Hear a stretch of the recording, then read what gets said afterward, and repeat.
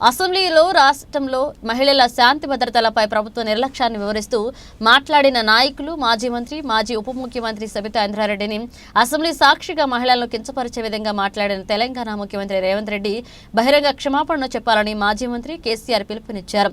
తుంగతుర్తి నియోజకవర్గ మాజీ MLA doctor Kishore Kumar ఆదేశాల మేరకు నేడు అడ్డగూరు మండల కేంద్రంలో బీఆర్ఎస్ మండల అధ్యక్షులు కొమ్మిడి ప్రభాకర్ రెడ్డి ఆధ్వర్యంలో సీఎం రేవంత్ రెడ్డి దిష్టిబొమ్మ దహనం చేసే కార్యక్రమాన్ని బీఆర్ఎస్ మండల నాయకులు చేయడం జరిగింది.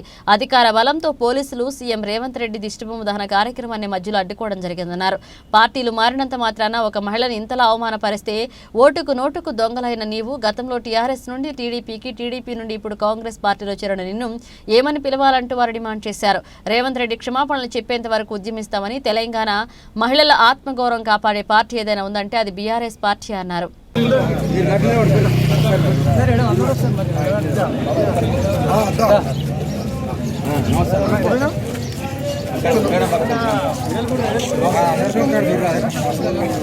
మాట్లాడేటప్పుడు అందరూ ఫోటోలు వస్తుంది.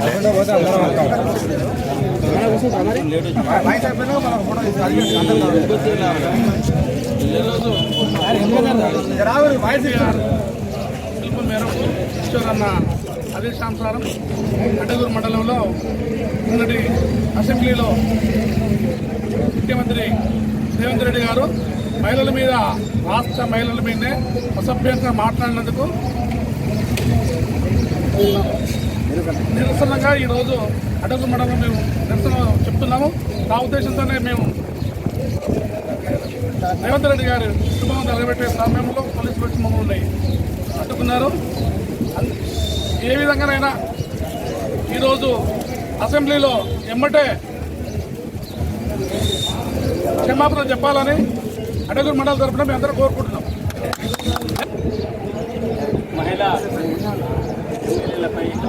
మహిళలపై విచక్షణారహితంగా ఒక పదవిలో ఉన్న ఒక రాష్ట్ర ముఖ్యమంత్రి అనే సోయి లేకుండా అసభ్యకరంగా మాట్లాడినందుకు టీఆర్ఎస్ పార్టీ నుంచి మేము వివిధ గ్రామాల నుంచి వచ్చి ఈ మండల పరిధిలో వారి అసభ్య మాటలను వెనక తీసుకోవడం కోసం వారి దిష్టిబొమ్మ నిలబెట్టి ఇక్కడ నిరసన చేయడానికి మేము ప్రయత్నం చేస్తున్న సందర్భంలో పోలీసులు వచ్చి వారి అధికార బలం నుంచి ఇక్కడ ఆపగలిగారు.